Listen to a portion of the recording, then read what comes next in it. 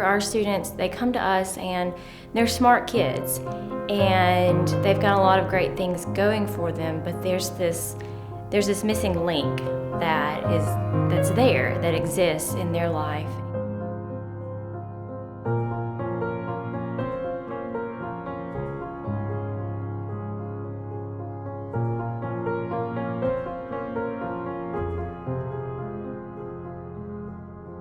It's not really like trying to get rid of dyslexia, it's trying to work with dyslexia. It's how it's what I think. So it doesn't really bother you?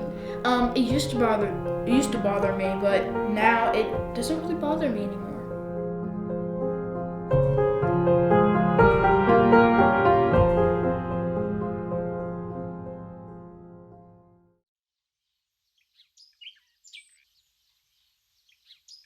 I didn't realize what I needed to look for in dyslexia. I had no idea that Tripp was dyslexic. He is a very intelligent child. His level of comprehension, when we would read him stories from little, growing up, he could memorize things so easily, long poems that he would memorize. He was ahead in his math. And so school was just it was easy for him. I didn't know the signs to look for. Dyslexia never even crossed my mind. All I needed to do, honestly, at this point, like after a while of struggling, I just started praying and asking God, I don't know what to do with this kid. What they found was that through his homeschooling experience, even though he had been taught certain things about the language and had undergone a reading program with his mom, he just still he wasn't unlocking the code. He just couldn't quite get it. So we started at the very beginning of therapy, which we do with all of our students. And it took some time to get going, but he really jumped right in, and it seemed to be something that made sense to him right away.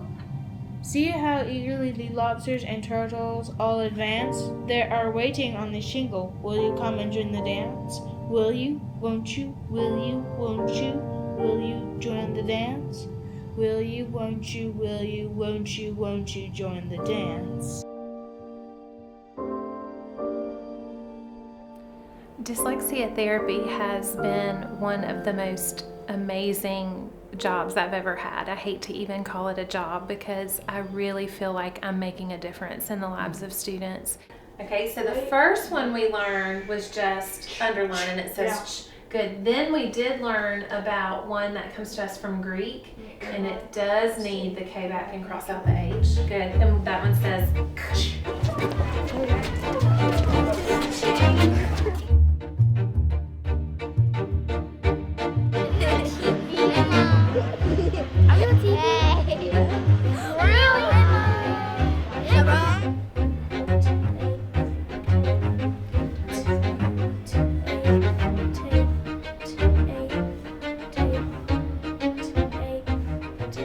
I started New Summit School with 5 students, and those students I had already worked with, 4 of the 5, and I knew them so well. So I knew what they were needing. It was not easy starting a school. It was a challenge, even though I had been in the school environment for many years, but it was a private business now. It was very unlike what Mississippi had as far as what I was trying to create. So I had to do it very carefully. And financially, it was always, not enough. During that time, though, I was learning so many things. Even after all the years I'd been in education, I still was learning differences and disabilities in ways that I did not know.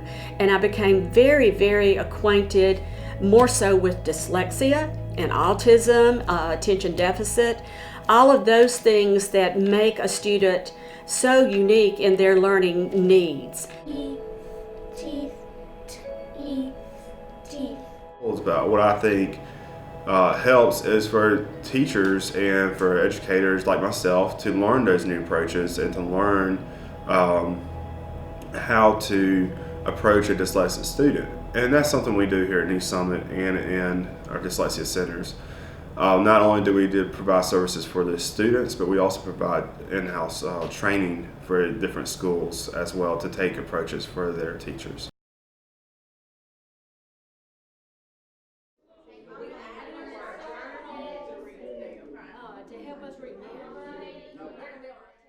In fact, the first simulation project that they had us do had me almost in tears. I had no idea what it was like to live with dyslexia. So it was very eye-opening, and any of my friends that I would encourage them to go. All right, check out your numbers. I don't even want to see it. I don't want to see it. Mine's terrible. I don't even want to see it.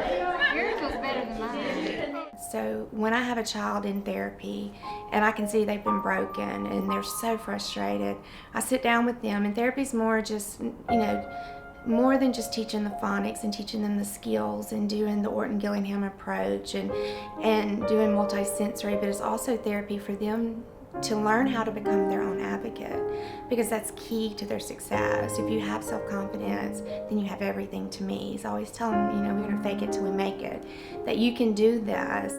I want my children to study hard. I want them to love learning. If they can learn to love learning and to be learners, they'll be learners for the rest of their lives. Got into my room and started putting bricks together. Started building on using my imagination, looking at pictures mainly. Of things, weapons and stuff. So do you read a lot? Read, back then no, but now yes, I read.